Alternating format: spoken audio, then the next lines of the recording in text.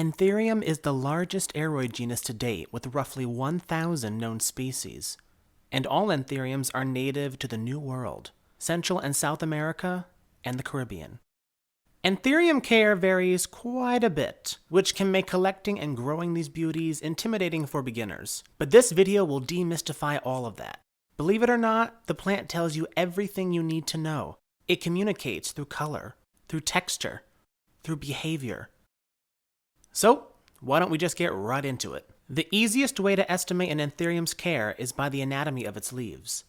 Thick, sturdy leaves with a glossy or matte finish hold on to more moisture, which is a sign that it can handle drying out in between waterings. Specimens with thin, bolete, or velvet leaves tend to require more moisture around their root systems. Species that grow in cloud forests, for example, will have highly bolete, pebble-textured leaves. The more quote-unquote pebbly a leaf is, the more efficiently it can divert water droplets off its surface. Cloud forest species tend to require cooler nights and very good water quality. This is because they are getting water in its purest form from the clouds and moisture in the air.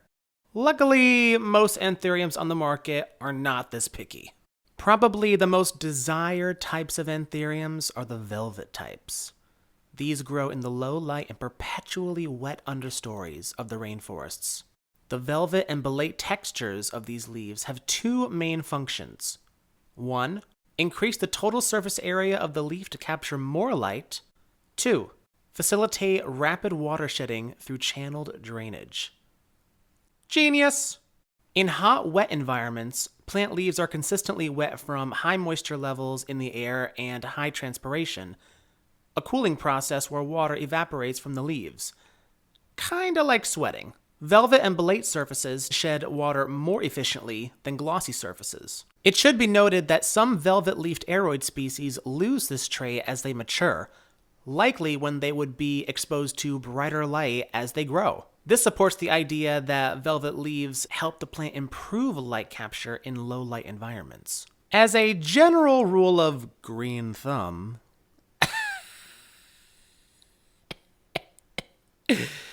anyway, the leaf color tells us the light level the plant prefers. Bright greens and silvers tell us it wants bright shade or even some sun, though I can't stress enough that aroids will burn in midday direct sunlight. Darker shades of green tell us the plant is producing more chlorophyll in its leaves, and therefore can absorb light more efficiently in deeply shaded environments. Like households. For all types of anthuriums, you'll know it's not getting enough light if new leaves emerge smaller, or if older leaves yellow and drop at a faster rate than the plant is putting out new ones. Anthuriums thrive with a balance of airflow and moisture around their root system. Excluding cloud forest types, most anthuriums in my care don't actually need a high humidity environment. They just need humidity around their root system. I achieve this balance of aeration and humidity by growing in sphagnum moss or aroid mix inside vases and jars without drainage holes. I have a whole video on this I'll link below. Because even after being evenly watered, traditional drainage holes can cause the root system to dry out unevenly. Some sections of roots can remain hydrated while other sections dry out and die back. This dead plant tissue can attract fungus and cause root rot.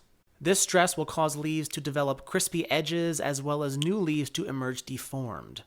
While some anthuriums are terrestrial, most have developed hemiepiphytic tendencies. This means their roots will enjoy some amount of aeration. Plants with thin, delicate roots tend to require more consistent moisture, while thick roots can retain water and handle a short dry period. Identifying the root anatomy of your anthurium species will help you determine how often it will need to be watered. Did you know most anthuriums will thrive without soil? That's right, no soil needed. I personally only use sphagnum moss and occasionally experiment with homemade aroid mixes. These mixes can include orchid bark, tree fern, perlite, leca, sphagnum moss, lava rock, and anything else that can provide water retention while remaining loose and aerated for the roots to breathe. Remember, the earth has perfect drainage. The substrate of a pot or planter will stay hydrated much longer. The pot size should never be bigger than the root system. This is because when the outer substrate stays wet and there are no roots to suck up that moisture, it then becomes a breeding ground for bacteria and fungal infection. I only up the pot size when a specimen becomes root-bound in its current pot, and I only minimally increase the size, no more than an added inch or so in diameter. Now, if an Anthurium is improperly watered and develops root rot or fungal issues, newly emerging leaves will die off prematurely and new growth will stop. This is the plant redirecting its energy to tend to a struggling root system. I use clear containers, like orchid pots for example, or my vases or my jars, so I can always monitor the root growth. Sometimes a healthy looking plant can be battling root rot right under the surface. If caught and treated in time, the road to recovery is fairly easy. If rot gets to the trunk or stem of your Anthurium, it's virtually lost the battle unless the rot is cut out of the stem. I would consider Anthuriums and aroids overall to be moderate to moderately fast growers, and they are not picky at the dinner table in the slightest, honey. Feed them as you would most other houseplants. Now, if you are changing the feed or amount of feed, do so gradually. Experiment to find that sweet spot. Remember that a plant growing in brighter light will photosynthesize more than one in lower light. The more light it absorbs, so long as it's not too harsh, the faster it will grow, and the more nutrients it will need to fuel that growth. There is no right or wrong amount of feed, or certain brand or type, no matter what people will try to tell you. I've used many different fertilizers over the years, and my aroids, let's face it, they take it all. Anthuriums have compact nodes with leaves and aerial roots to cling to rocks and trees in the wild. Cut below a node and allow that cut to callus overnight before placing in water. And that's it. Anthuriums produce inflorescences, or a cluster of flowers, consisting of a spadix and a spathe. They first emerge in the receptive female stage, producing tiny droplets along the spadix. This is when an Anthurium is receptive to pollination, mostly by bees. Different species have even been documented to time their scent to attract bees at very specific times, like when it's not raining. How convenient! If it's not pollinated, the spadix transitions to the male stage, where it then produces a fine yellow dusty substance.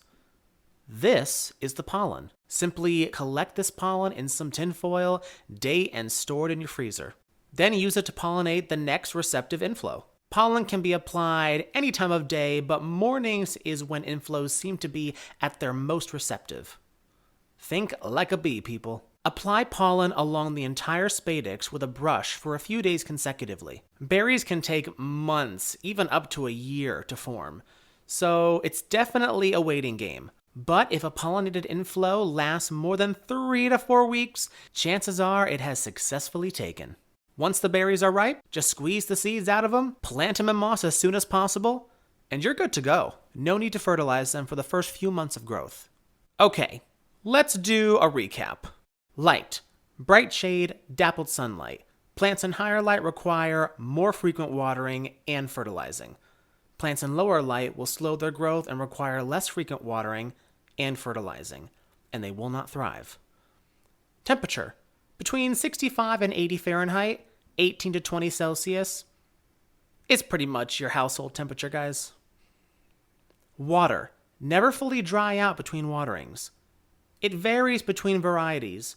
Cloud forest species tend to require good quality water without chemicals or minerals. Potting and substrate. No soil needed. To the point where you can grow most Anthuriums in just nutrient water. But sphagnum moss or a mixture of tree fern, orchid bark, perlite, and or some lava rock will suffice. Plant drainage pots should have a slightly more moisture-retentive substrate, since they will dry out faster, while the substrate in non-drainage planters like the ones I use should be more aerated. I don't recommend terracotta pots since they will wick away too much water and the roots will attach to the inner wall of the pot, causing inevitable root damage when repotting. Fertilizer. Most plant foods will suffice. Easy breezy. Pests. Fairly resilient, but can get pests under the leaves if left unchecked for too long. Soilless substrate prevents fungus gnats. Air and humidity. Good air circulation and humidity around the roots is key. Roots that start drying out or sit in water will develop crispy blemishes on leaves and stunt growth. Improper watering can cause root rot. Misting will not increase humidity, but it can help blow accumulated dust and even some hidden pests off the leaf and stem surfaces. A drop of dish soap or insecticidal soap in your spray bottle can be an added benefit. Let it be noted, high humidity in the air is not necessarily a requirement if grown semi-hydroponically. Rot and diseases. Root rot is the most common and easiest to avoid if watered properly. Sickly leaves should be removed and the plant should be sprayed with a diluted antifungal solution. And I think that covers pretty much everything. Hopefully this video was not only educational, but maybe inspirational for someone who was thinking about trying out Anthuriums for the first time. Let me know if you're a beginner. Let me know if you're an intermediate person like me. And yeah, I'm gonna go have a cup of tea because my voice is fried. If you enjoyed this video, please interact with it, like it, leave a comment, give me a follow, or what, do you follow? Oh no, you subscribe on YouTube. See, I don't even know, what am I even doing on YouTube? Anyway, all right, I'm gonna go, bye. This has been Plant Gay for Life.